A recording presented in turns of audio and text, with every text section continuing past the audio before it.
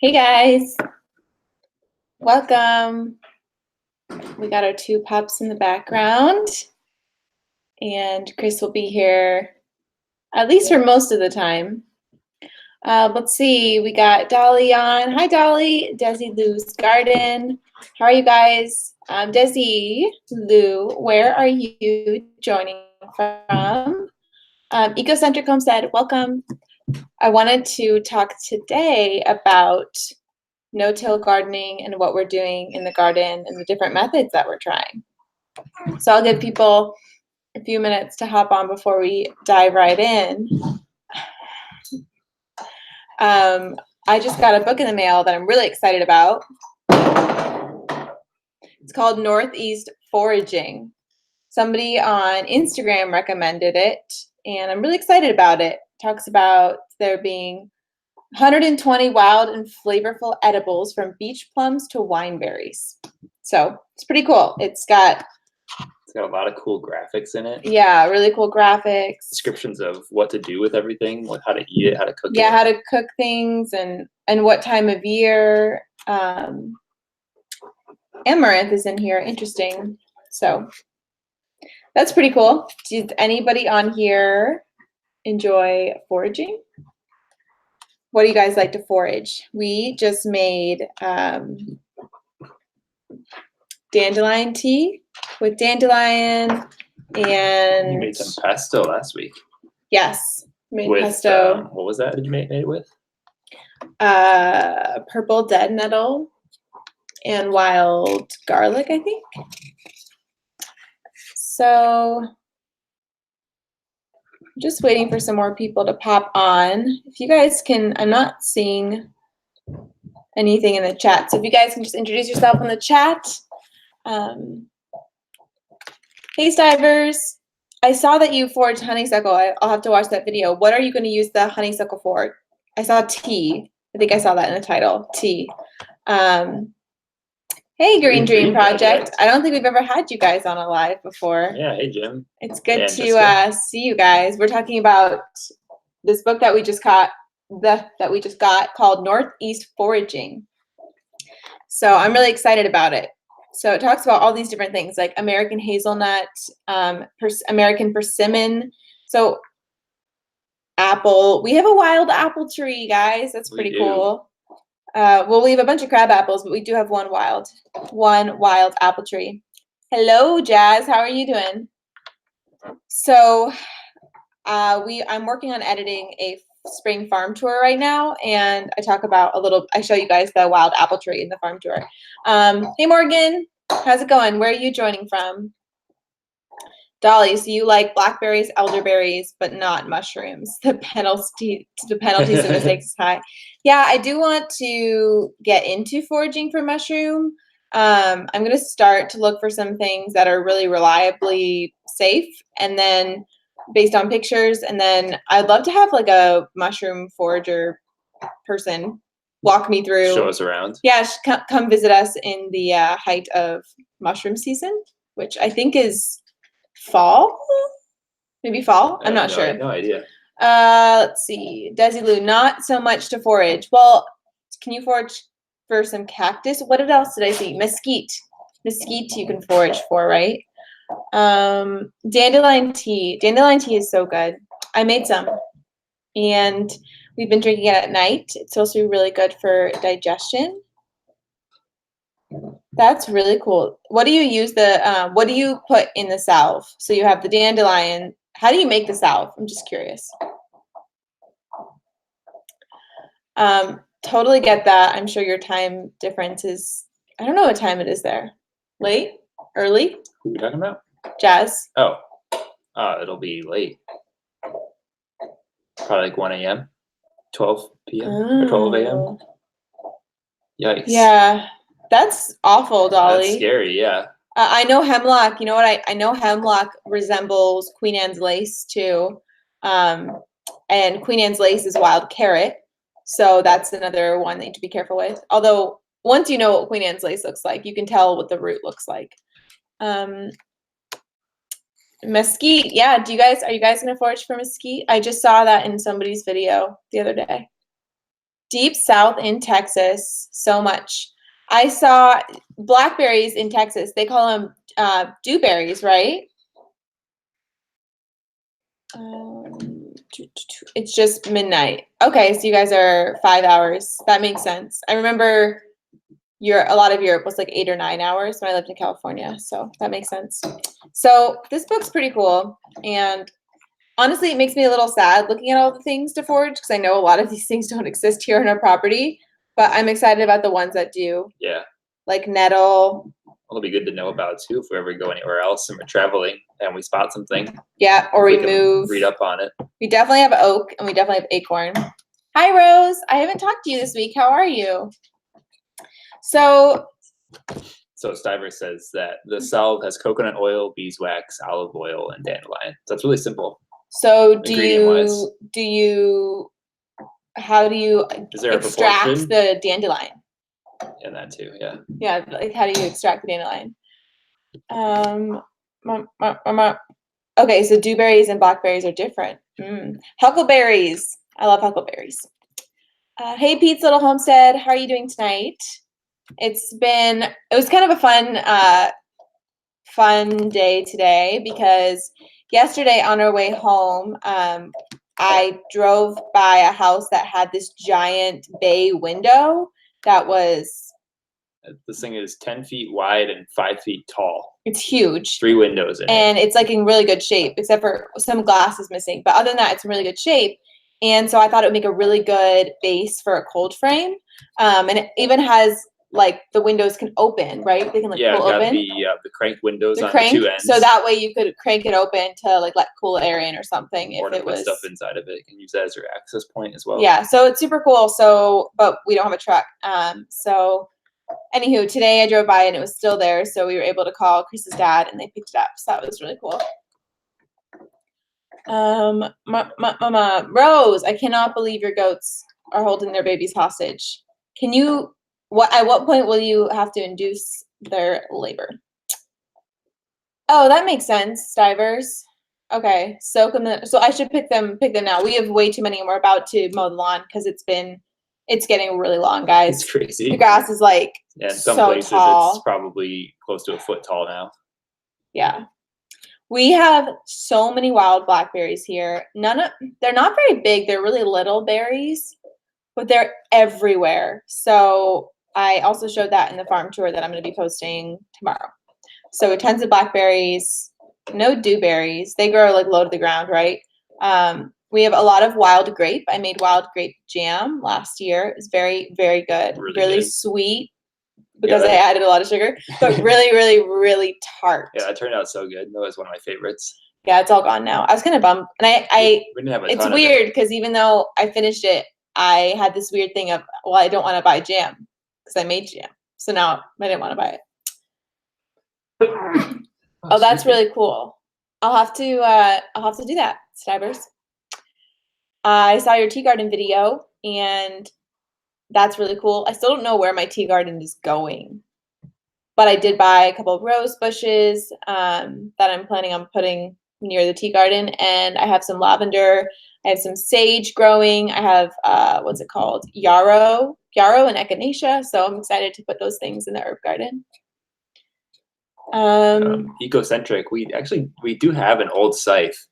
Yeah, I love the idea and concept of a scythe, and I think maybe we'll try it out at some point. But I'd really like to invest in one of those higher quality, like the more ergonomic ones.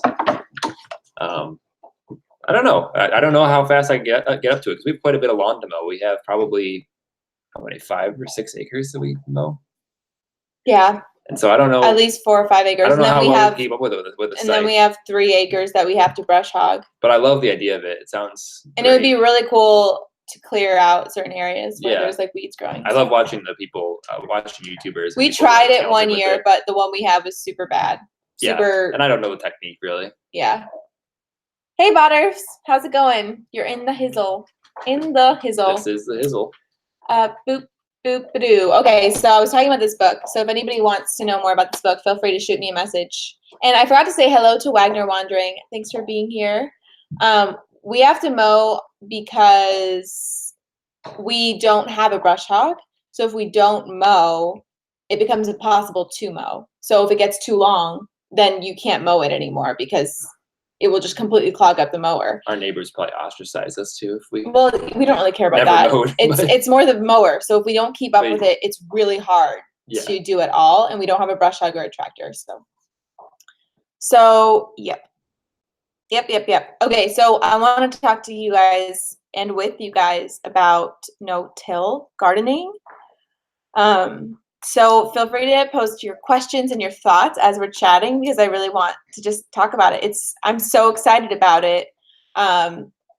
It's really, I don't know, like the more I learn, the more I'm just more and more excited for what's to come here on our garden. And I'm really excited about permaculture. I really want to use permaculture throughout our entire farm, our orchard, our gardens. And I just think it's really beautiful, and I'm all about going with the natural methods. So Totally. Totes. So it's so funny because last year we started our garden. I had no concept that no-till was a thing. I had no concept of anything, really. I just thought this is what you do. You just till a garden, right? This is what you do. So I was like, okay, we need a till. And so our neighbor gave us an old till and we used it, and it was miserable. It was so horrible. We had to first, what did we have to use? What's it called? So we rented a sod cutter to get rid of the top grass layer, which probably wasn't the best idea. Well, no, I mean, it would have been good to reuse it instead of just getting rid of the sod entirely. Yeah. Letting the grass break down. But the tiller that we had was not sharp enough and not strong enough to get through the grass. It didn't cut through the grass, so we had to get the grass out of the way to actually be able to till the earth. Yeah. So basically, bye, Jazz. Have a good one. Sleep well. And Rose, I'm glad you like to hear about that. And Morgan, do you have any questions? So we did that. We went ahead and made those steps. And at first I was like, oh, the soil looks so good. It was like a good, nice color. Like it was like nice and it wasn't too heavy because at that point it was a little later in the season. I think it was about this time of year. Oh, the cats are fighting. Can you manage them for a second? Yeah. It's chaos over there. And so I thought I was like really happy with everything. And then at that point I didn't know anything about gardening. So yeah, ecocentric, but you also have to maintain the land or else it's just going to get crazy. So I don't know. I mean, I get that it contradicts permaculture, but we're just trying to do the best that we can. So yeah, we don't have any other options at the moment. We both work full time. So that's just where it's at. So anyways, so we tilled the garden, and pretty quickly after we did that, I planted everything and things were doing really well. But I did notice that it got really, like dry on the surface. Super dry. Really dry, rock hard, really quick. It was like immediately hard again. And I thought that was really interesting. So, and I was bummed because I had started to learn more about different permaculture methods. And then at some point I watched the Back to Eden documentary, and that was really the only documentary or anything I'd ever seen where you don't till. Yeah, definitely. I think the Back to Eden one. And I know people have their qualms with, the wood chips and all of those. People have, their different opinions about it. But there's just the idea of listening to the land and observing the land and mirroring what it's doing and using it to your benefit and protecting the land in doing so was really, really cool to me, because I don't want to leave a negative impact on the planet. I mean, we all do, right? We all leave a negative impact in some way, shape, or form. But I love the idea of being able to give back in some small way. So I was really excited about Back to Eden, but it was too late. We had already tilled that area. It was too late for that year. So this year, I decided that that's more the direction I wanted to go in. And so Morgan asked if we prepped the land at all. So what we did when we decided to set up our Back to Eden beds, because we already have pretty good soil, it's not perfect. It's a little heavy, but it's pretty good.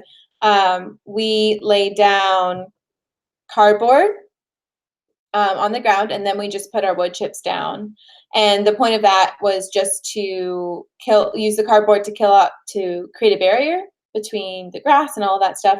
And then the wood chips, mulching heavily, will protect the ground and also kill off the grass as well. So essentially you're killing off the grass without disturbing the surface, because if you cut up sod, you'll notice that like those first 2 inches or like even the first inch of soil is like really, I don't know, it's really rich. It's like there's a lot of stuff there. There's a lot of worms in those first 2 inches. A lot of roots. A lot of roots. So there's a lot of good stuff that you really want to use to your benefit. Yeah, Green Dream Project, observation is really important. Yeah, it's so cool. Like when we walk out in the trails, and I look at the way the leaves fall, and then if you brush back the leaves, like you see that like really black loose soil. It's really cool. Yeah, that's really cool. Ecocentric grass clippings as mulch. So we have a lot of earthworms, which I think is a really good sign of things as they are now. And that's why we didn't add compost between the cardboard and the wood chips, because we just didn't have enough compost. We didn't have the money at the time. We just wanted to get the beds in place. Mm-hmm. So, oh, cool, Dolly Perry. You have a lot of different methods going. Green Dream Project. I'm the soil probably where you guys are is so different, I imagine, than I can't imagine getting started there. Yeah. Like I would love to see. But it's gonna be so cool. It's gonna be so cool to watch you guys. So what was I saying? Not putting down compost all that much, but just starting with wood chips. Yeah. Yep. So we started with the wood chips. So we did that in the fall, and I noticed over the course of the winter when we could go out there, that there was some good stuff happening under there. But also at the time, I had learned about some different methods. I had learned about the Ruth Stout method, which is very similar. It's essentially like really heavy mulching with rotted hay. And so it's just a different mulching than, it's not wood chips, it's rotted hay. And by rotted hay, it's hay that's been sitting out and got rained on and doesn't have a lot of seeds in it anymore because the seeds have rotted. So it's a lot easier to maintain in terms of weeds. And we have a lot of rotted hay from our goats. They're big hay waster. I'm sure you know that, Rose. Yeah, so Dolly, that's exactly why I want to talk about this, because we're trying all 3 this year in different beds. Actually 4 this year. Technically 5. We're trying 5 different things this year. We are. Because we're doing the Back to Eden, the just simple Back to Eden. We're doing the Ruth Stout. Mm-hmm. We're gonna be doing 1 bed that's no dig. We're getting 4 cubic yards delivered of 2 yards are organic mushroom compost, and then 2 yards are a compost screened topsoil mix, because I read that you don't necessarily want all mushroom compost because it can be too rich for your plants. So I wanted a little bit of some of the screened topsoil mixed in, and because the topsoil in this region can be really good. So we're doing the Ruth Stout, we're doing the no dig, the Charles Dowding no dig, and then so that's 3. We're doing Hugelkulture. We're doing 2 Hugelkulture beds, which I'm really excited about. Welcome, Tiffany. Yeah, I agree. Stivers and Hartley Hugelkulture, Pete's Little Homestead. That's super cool. Yeah, it's hard with grass. We do have grass coming up some places, so it's just the voters' homestead. Tiffany, that's what happens when you're on your phone. That spell check, man. It does get in the way. Yeah, so when I decided to order the 4 cubic yards of compost, I was really excited because that's enough for us to be able to do the no dig, have some to supplement when we go to plant, and then to be able to do the Hugelkulture beds. So I don't know how big they'll be. They'll probably be like 10 feet by 5 feet or something like that. The Hugelkulture. or maybe like 20 feet by 4 feet. They'll be Split the difference, 15 feet. Actually, no, they'll probably be longer than that, because I'm gonna make them a little longer. So they might be like 30 feet by 4 feet. There'll be 2 of them. And I'm just excited to get those going. I want to do more Hugelkulture in the future because we have a lot of wood here, a lot of rotting wood. Trees that are constantly falling. Because we have wind. Year we have wind, then we lose trees. And I find that that's really fascinating. You're like feeding the earth, like you're feeding the trees back to the earth. Like they're going right back where they came from.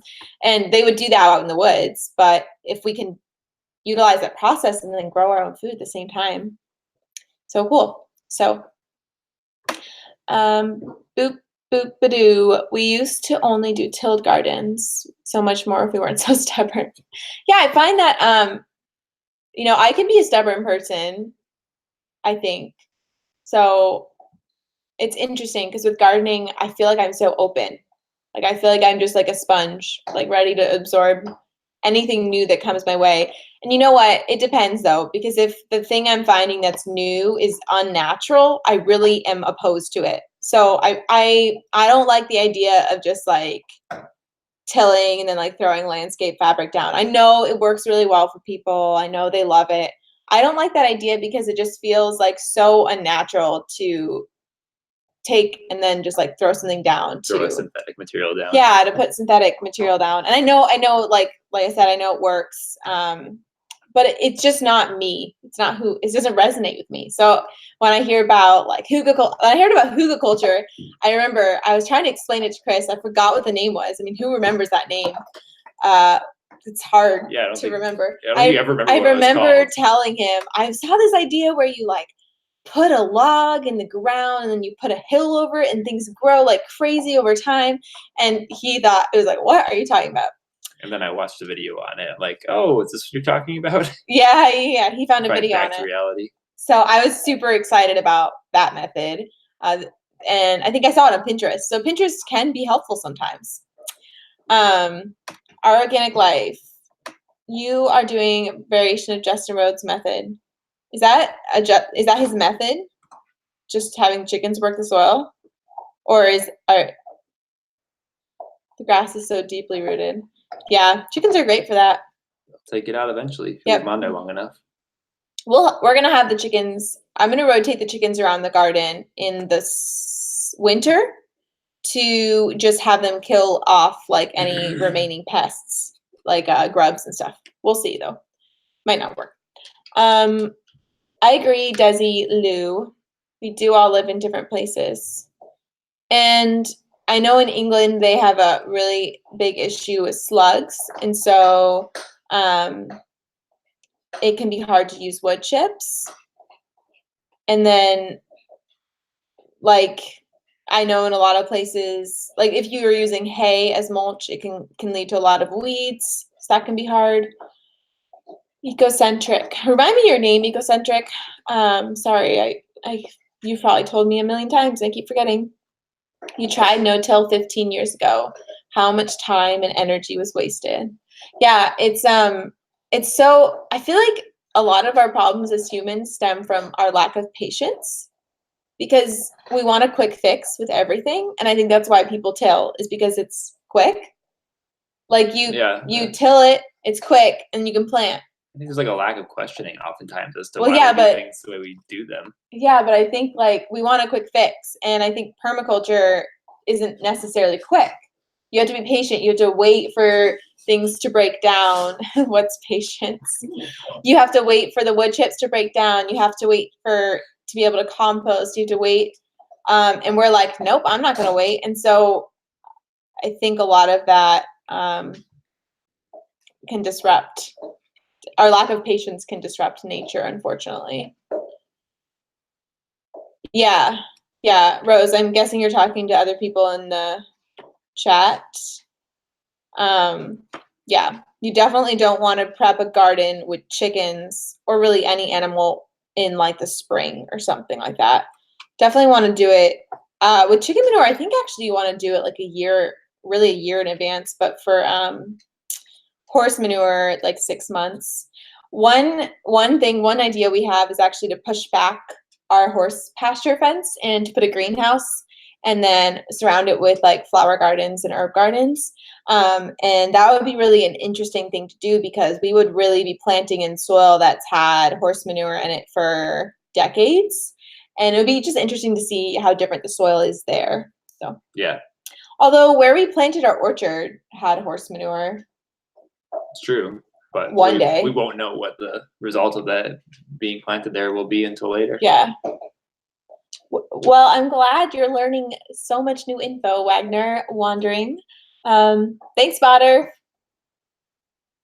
Yeah. Okay. So you put them in the fall crops and don't have issues.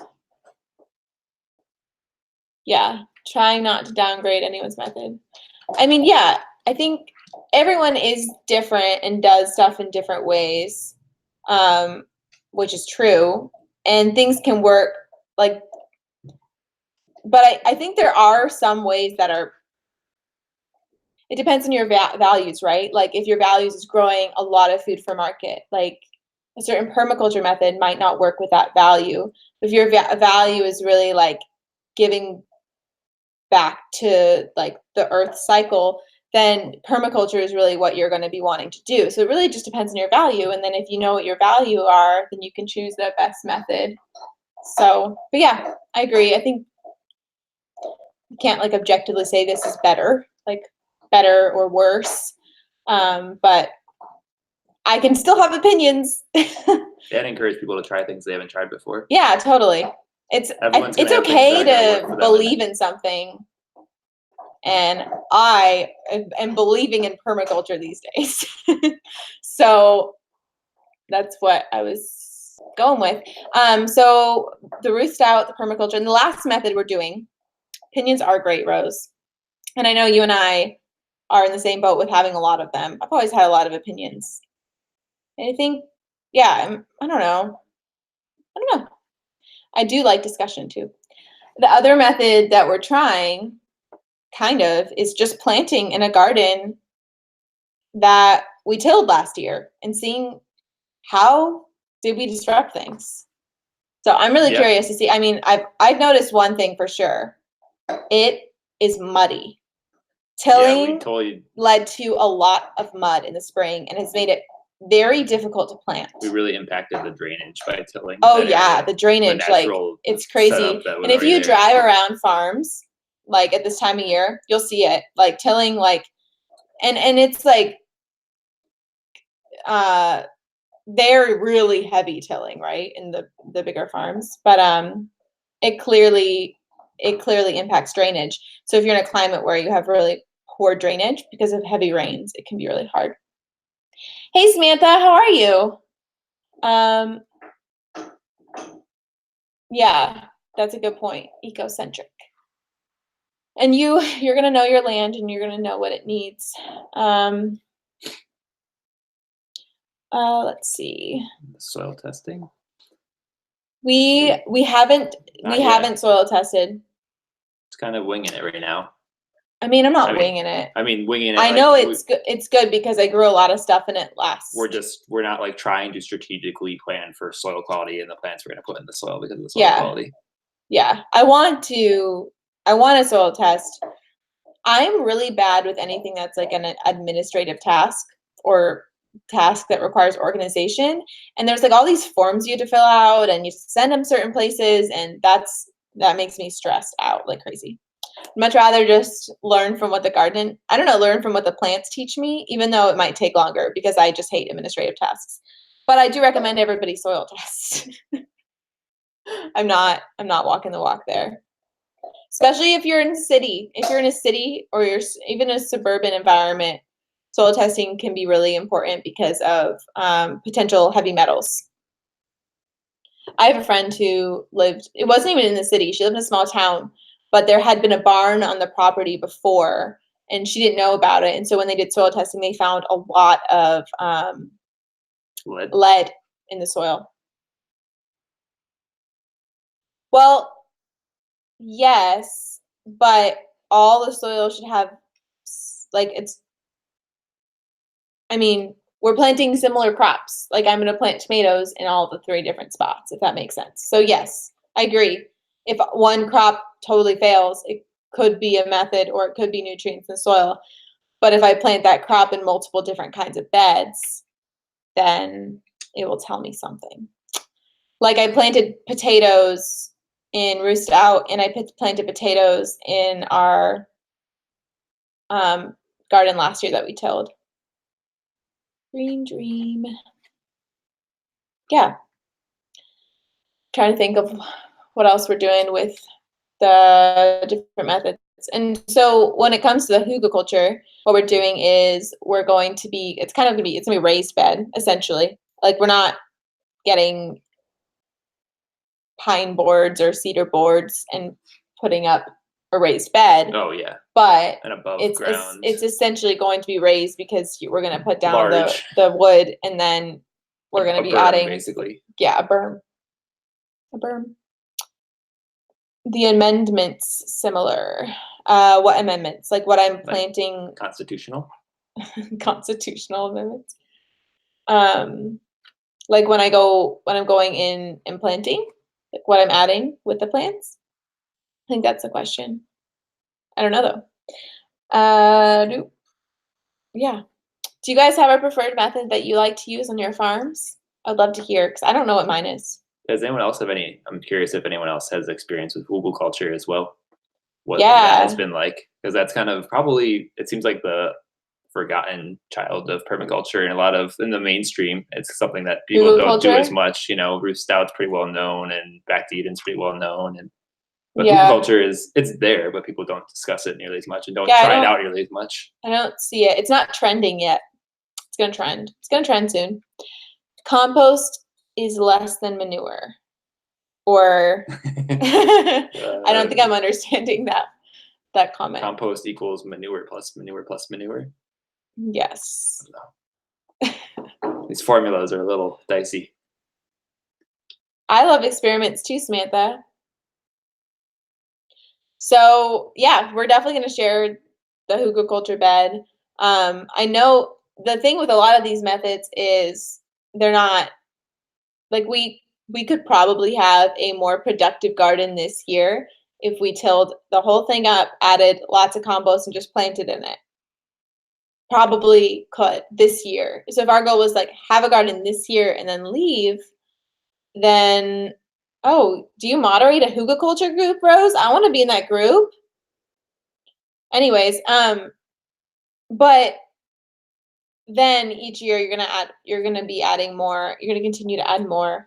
But so I'm saying that because this year our garden might not be that productive because things haven't had a chance to improve the soil yet. It's gonna take years probably until we're really seeing the pest problems go down, until we're really seeing like the loose, dark soil that you tend to see with the no-till. So yeah. Yeah, Rose, I want to see that link to the Hugelkulture group. Do you moderate it, Rose? I'm guessing because, oh yes, you do. You approve them. I want to be in that group. Certain method that works best for some climates, soils, people, and you just have to find the right one. And for what you're growing too, I think is huge because if you think about it, I think honestly what you're growing is almost is a huge part of it because we're like for example in my garden, like we're gonna grow tomatoes, we're gonna grow peppers, we're gonna grow cucumbers. Those things don't naturally grow in this region. Like, they didn't develop here. And so the soil that they're gonna like, the way that they're gonna like to grow isn't gonna match quinoa, which grows wild in this region. So it's just interesting to think about because I don't know, I feel like that's overlooked sometimes, what you're growing and the way that the soil should be treated to produce the best crop. I approve friends that ask to join. So you have to be friends with Rose first. Rose, I want to join. What is Hugelkulture? Saying Hugelkulture is really funny. I like to say Hugelkulture because it's such a big word. It's a German word? I'm guessing. I mean, I don't know definitively, but it sounds like a German word. Not to say, Quinoa. not to simplify German. Have I seen quinoa growing wild? Well, yes. Is that a Pokemon? It's not called quinoa. It's called. I got this. Rose, don't do it. I know you're gonna want to do this. Oh my gosh. Look in your book. I'm forgetting what it's called. Rose, she's gonna come in. She has a foraging book right here. It's gonna take me a while to find it though. It's a little plant. Oh gosh, I can't remember. Rose is gonna remember. Hugelkulture is basically planting on rotting wood, essentially, where you like have rotting wood and then you add soil, lamb's quarters. I knew you'd have it. Rose. I saw that in here too. Rose is a human encyclopedia.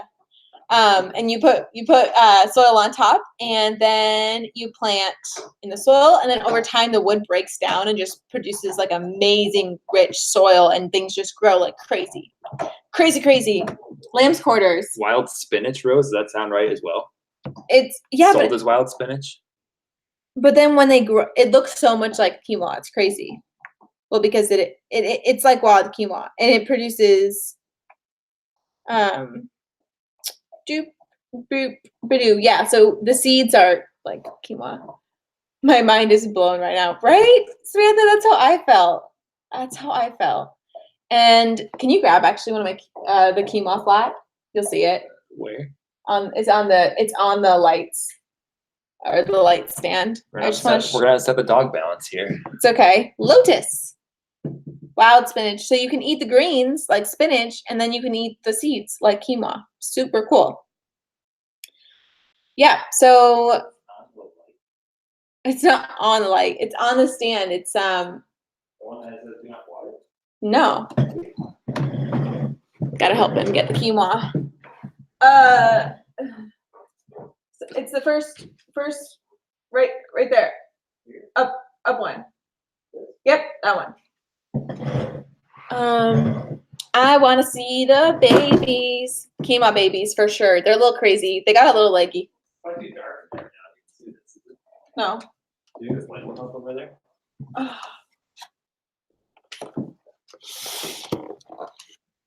You see these? So that's. Wait, where did I put the lamb's quarters? Can you? Oh, it's right here. I want to show you guys how similar this looks because it's the same thing. Do you want me to hold something? Can you look? So that is wild, and you forage it. It grows all over here, and this is cultivated quinoa. And I have rice. There's my rice babies, and then this right here is chia seed or chia, and it's huge. And I was stupid and planted rosemary next to my chia, and now it's getting super overshadowed, but it's too small. And I don't want to transplant it yet. And then in the middle, I've got sesame right here. In the forest of chia, I've got sesame growing. So, done. Yeah, it smells good. I want to eat it. Yeah, Pete's Homestead. So lamb's quarters, you're saying, is like wild spinach. It's greens and has really great greens, but it's also the seed. You can eat it and you can harvest it like quinoa. And Samantha, I agree. We are growing the coolest plants. And honestly, there's something just really exciting to me about growing things that I never thought were possible here and that I've never seen grown here. Even if it doesn't do amazing, like just the concept of like growing food in a place where nobody else is growing food, it's really exciting to me. So artichoke, for example, I think to me, like just the idea, I tell people I grow artichoke and I'm like, you can grow artichoke here? I'm like, well, yeah, kind of. I mean, it's hard and a lot of people don't do it, but you can do it. And you can have artichoke grow in your backyard in upstate New York. So fingers crossed for some artichoke, guys. It's going to happen. Thank you, Desi Lou. I'm glad that you learned so much. We're learning so much from all of you, and I'm just a sponge right now, just wanting to take everything in. It's like we're learning by trying too. Yeah, and it's interesting because I I wouldn't call myself like, I wouldn't say that I love to learn unless I'm really passionate about something. And then I just want to learn constantly. Like I want to read about it. I want to watch videos about it. I want to listen to podcasts about it. I want to go outside and see it. I want to see it and I want to put my hands on it and all of those things. Put my hands on the quinoa. Yeah. My tortoise ate my artichoke. Oh no. Well, Nice. the bright side, it sounds like he had a really yummy snack. That's such a bummer. Oh, he sounds cute though. I like turtles and tortoises. Tortai? It's not tortai. Tortai. We are 25 and 26. Yeah, so I just want to absorb all the information. Actually, the other day I was talking to somebody about growing artichoke. We were talking about growing quinoa, and I couldn't stop talking. And I had to like force myself to be like, I don't need to talk constantly. But I was so excited to talk about gardening because I feel like I have to hold it back all the time. Because I don't work in the field of gardening and I don't really have a lot of friends who garden. And so talking to you guys about it and making videos about it, and it just like lights me on fire. Wow. You're using quite the imagery today. Oh, 27. So cool. I don't often find other people. I know, that was surprising. I don't often find people in their 20s. I was waiting for it to be somebody who's like, wow, you guys are so young. Yeah. Babies. Yeah, babies. Green face and all. What's your tortoise's name? He sounds really adorable. Kind of sounds like my bunnies too. They would totally do that. They would just go right into the garden and eat all the things. But they're indoor bunnies, so that's good. Michelle, hey, I didn't know you were on here. You're 23. Michelle's awesome. You don't post videos, do you, Michelle? You should make videos. I would watch them for sure. In all my free time. I have such a hard time keeping up with videos. Especially now, this time of year. Yeah. We have less time than we used to. Yeah. And so one thing I didn't mention about the tilling versus no tilling is a huge benefit to us, and that is not having to weed. And if you watch Charles Dowding's videos, oh my gosh, guys, his garden is the prettiest garden I think I've ever seen. It's so straight and perfect, and the soil looks amazing, and his plants are all gorgeous. He's got this really beautiful greenhouse. It's just amazing. And he's got no weeds at all. And he does weed. I mean, he goes through and he weeds and he picks the baby weeds, but his whole thing is don't let the weeds go to seed and just add compost to the soil that doesn't have weed seeds in it, and you don't have weeds. You will have volunteer plants because, like, for example, I am finding dill everywhere because it like flies in the wind and seeds itself. So yes, his voice is super soothing. We'll watch Charles Dowding and just be like, oh, I might fall asleep. There's no music in the background. It's just the sounds of nature so behind him peaceful. And then him talking. And yeah, it's very calming. I don't know about you guys, but sometimes when I watch people's perfect gardens, it makes me sad. It just makes me feel like I'm never going to get there. And I have to remind myself, like, we're starting, right? And like getting started is so important. And you're watching somebody who devotes his entire day to this. Who has so much time. Yeah. So much time to develop. Like, I'm getting like teary-eyed because it makes me so emotional. I'm like, oh, like I have this dream for this garden that's so pristine, and I don't know that it, at this stage of my life, it's never going to be that perfect. But I don't think anybody's are that perfect. You see like the perfect, right? On social media, you don't see the flaws. In YouTube, you rarely see. People are mostly going through and weeding their garden and taking care of their garden before they record a video. So let's see. 25. Yeah, Samantha, you're me and you. Well, you turned 25 the day. Wait, didn't you turn 25 the day after me? Is your birthday right after mine? You're not an oldie. Is it Ashley or Drew? I think it's Ashley. You're like, I don't know. I feel like we're like sisters. Couple new raised bed in large containers. I use wood chips to not worry about throwing out old mulch and just add on top. Huh. The old mulch is actually, so you're talking about using wood chips, like the old wood chips. I would say the old wood chips are going to be better than new wood chips because wood chips take so long to break down. You definitely don't throw them out. Yeah, don't throw them out. Them. Are they like the wood chips with like the leaves and all of those things, or wood chip mulch that you buy kind of at a box store or something like that? I think he's talking about the mulch from his garden from last year, potentially. Interesting. That's a yeah, yeah. Rose got it. It. So you bought it. Yeah. So yeah, I still say it's going to be providing more nutrients the older it is, even if you bought it. But if you can get a hold of wood chips that are like mixed with the leaves, and you can find, like, even our local town has a big pile of wood chips. I believe it might be compost, but I'm pretty sure it's a big pile of wood chips. And it's wood chips that have just been breaking down. And I think they have like a tree company come dump it, and then it's free to citizens in that town. And so oftentimes towns will like just have it for free, and that stuff's really good for your garden. And Pizza Homestead, I appreciate that encouragement.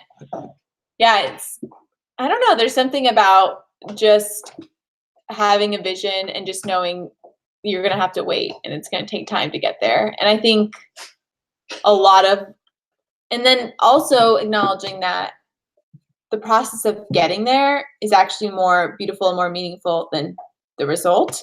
I think it's really hard because I'm such a results-driven person. I just want to see results. I want to see meeting that finish line. And I just have to pay attention to this time, right, of absorbing the information, of learning, of putting things in place and all of that. So yeah.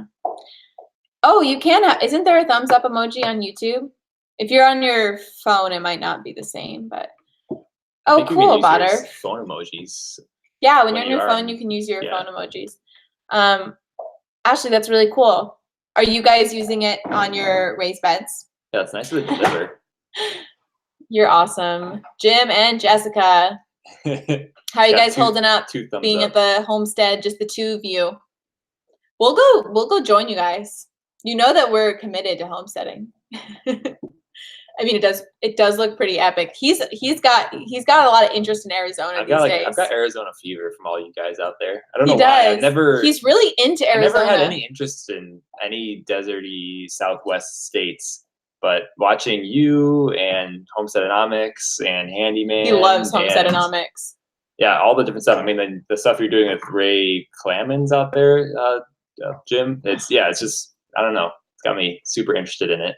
And just, honestly, probably the biggest factor for me is just like having the warm weather year round. That sounds so nice, even though the landscape is so different and the ground type is so different.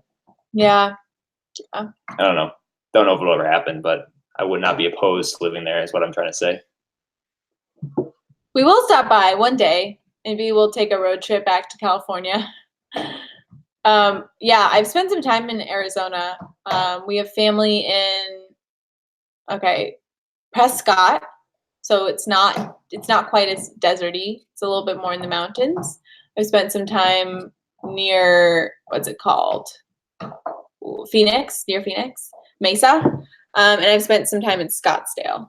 I really like it. I'm not a big heat person though, because I get a lot of heat headaches, and I don't do really well in the heat. And so in California, even in the summers, it was just a little hot for me. So I have fever for the Pacific Northwest.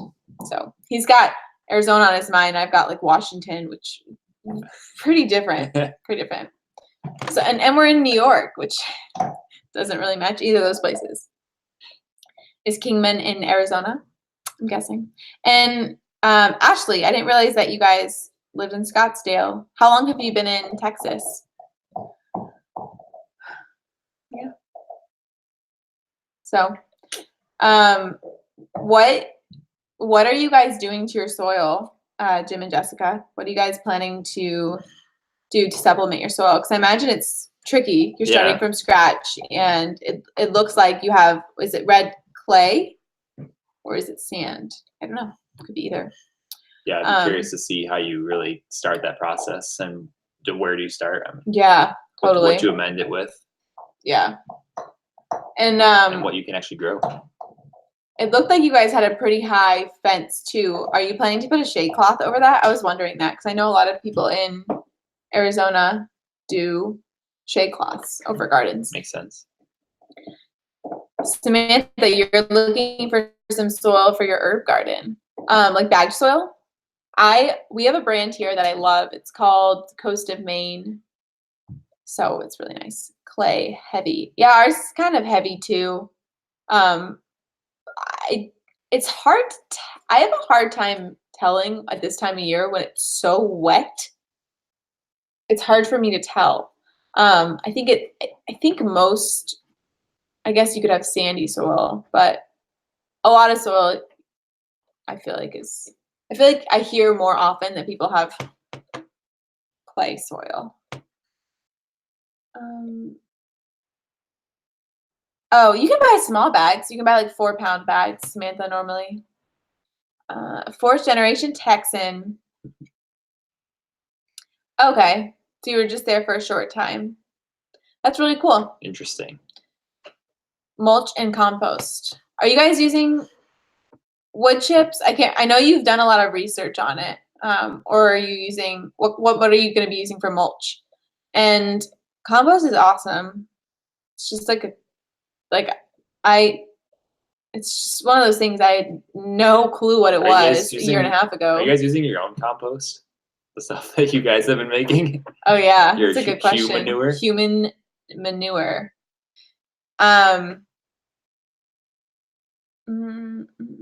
Lake Havasu. I've been to Lake Havasu. I used to go there with a friend who had family there. I think that was the first time I ever wakeboarded, was Lake Havasu. It's like bordering California and Arizona, or is it Nevada? I can't remember. It's a beautiful lake. I was talking about tilling earlier and then I got distracted. I was talking about how it just saves you so much time from weeds. It's really interesting, even already, if you look at the back to Eden beds versus the old garden, the tilled garden, it's pretty significant, the weeds already. In the back to Eden beds, there are a lot of dandelions because those things will grow through anything. Maybe not. Maybe I just didn't mulch heavily enough, but I swear they grow through everything. We kind of ran out of wood chips. Probably would have mulched a little bit heavier if we hadn't run out of the pile. It's pretty deep though. Like when I scrape it away, it's like 3-4 inches deep, and then it has a barrier, and a lot of it still has straw underneath it. So, hello, Tableful in the Woods. Oh, you changed your name, Life with a Tableful, or is it Life with a Tableful in the Woods? And it's just not showing. How are the storms where you guys are? I know you were having some storms. Humanure won't be ready for at least one more year. That's what I figured. It's probably a safe call. Yeah. Yeah. I didn't even look into how much it would cost to bring in compost. I should have looked into it earlier because it's not as expensive as I thought it would be because we have decent soil to begin with and we're not using raised beds, so we don't need like 12 inches of it. But I just didn't have any idea that it would be as reasonable. So we're spending about $200 to get 4 yards delivered, and that includes delivery fee. So wait, humanure is illegal in Texas? That's so surprising because I feel like even patrolled. Yeah, right. I feel like Texas is so like, I don't know, less imposing when it comes to things like that. That's really surprising. Why? Is it really dangerous? Or is it dangerous if you do it wrong? Well, if you have I don't know. I mean, if you have a meat-based diet, I'm sure you could probably have a lot more issues with it potentially. Yeah, interesting. Your new and improved garden has horrible soil, covering it with rabbit manure till we heavily fertilize it. Yeah, we have a lot. We have 3 bunnies, and they've got a lot of poop. So I've been using that. I've been making compost tea, which is super delicious for the garden, not for humans. Bottomers are curious what human manure is. Um, Do you want to know? It's Yeah, it's just human poop. Yeah, that human that you're composting human basically. manure. You're using your own feces for compost. Let your mind wander. Boop boop doo. I keep getting distracted. I like eat your dandelion. Oh yes, because I was saying that the dandelions are. You've just got me back on track. I was saying how the dandelions grow in the back to Eden beds because they're crazy. And yeah, I'm putting them in our tea or making tea with them. And I'm feeding them to our bunnies because they love dandelion greens. And we have a lot of bunnies to feed, and we've been buying greens for them at the store, and it's not cheap. So I'm feeding them dandelion greens, and I'm gonna go out and pick a bunch tomorrow. I thought tomorrow was Saturday for a second, and then I just realized it was Friday, and I got a little sad. Yeah. So you've got 14 Angora rabbits. Wow, you got a lot of manure. 6 alpaca, 50 chickens. I think you do. I think you do have enough manure for our garden, for your garden. We have 2 horses, 4 goats, 30 chickens, and 3 bunnies. And so far, we do not have enough waste for the garden, but it's because we just don't have a good system yet. We don't have the right compost set up yet. Yeah, we haven't prioritized it enough, Chris, unfortunately. Chris was obsessed with Charles Dowding's setup for his compost. Oh, yeah. Super nice. Having all those bins.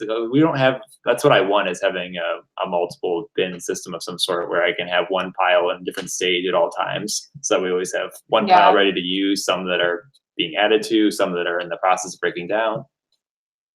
Yeah. So then we could have, and then we could balance it more. So we could have our horse manure mixed with the bunny poop or whatever. We could balance it more. Yeah. Just haven't been able to prioritize that task yet. And because of that, it's not, our compost isn't getting hot enough, and so it's not killing weed seeds. So where I use the horse manure compost, there are so many weed seeds because it's just not getting hot enough. So I really want to have a system where things can get hot, so they can kill the weed seeds. That way we don't have to worry about weeds. 1 pile per year, max of 3 piles. I'm guessing you're talking about compost piles? Compost piles. Or human manure? I don't know. 48 bunnies. That's a lot of bunnies. Oh, wow. Gotta head off and make dinner. See you Bye, later, butters. We should probably make dinner soon too. We haven't eaten yet. That's cool. Enjoy. We're gonna be popping off in just a couple minutes. I'm excited to see that video. If you post a video about growing strawberries. I didn't start any strawberries this year, and I don't really have a lot going, but I'm planning to hopefully buy some this year and have a pretty big row of strawberries, like a pretty big strawberry bed. Dandelion jelly. Interesting. I'm guessing you have to add a lot of sugar. Yeah, that's what I was. The thing I'm trying to avoid, Chris and I were just talking about this. We feel like we kind of have a little bit of a sugar addiction. No, not kind of. We definitely do. It's just hard to acknowledge it. Yeah. At least for me, I would say I definitely do. A sugar addiction where it's like I crave it a lot more than I should. And so I kind of want to ditch sugar for a while. And not things that have sweetness to them. Like we're not ditching fruit or ditching we won't even ditch maple syrup or honey. But I want to ditch like your granulated sugar or things with added sugars to them. Yeah. Because I do feel like it's an addiction where it's like it becomes almost. It forces us to buy things that we don't need to buy. Yeah. We'll go to the store and be like, that sounds good. Yeah, it's kind of and it makes your appetite, it changes your appetite to the point where what you want is no longer good for you. So no worries, Rose. Had to pick up your mess. Making a mess. Well, it's 8 o'clock and yeah, Michelle, totally get that. We should talk about it more and how maybe we can have a sugar support group. I think that would be, I would love to kick that habit. Deep bed in the winter. That's really cool. I just have found that things aren't breaking down very quickly. Like, it takes a long time. Maybe it's the weather. Maybe it's just so cold. Yeah, I don't know. Maybe it's So- just not a good enough mix of ingredients. Ingredients? That's what Yeah, they I guess are, so. You know, Yeah. Well, we haven't had enough time to evaluate it. yeah. We're gonna hop off because it's 8 o'clock and I still need to edit this video. Yeah. And eat dinner. So thanks for being Thanks here. for joining us, guys. And we'll see you guys next week. See ya. Bye, friends.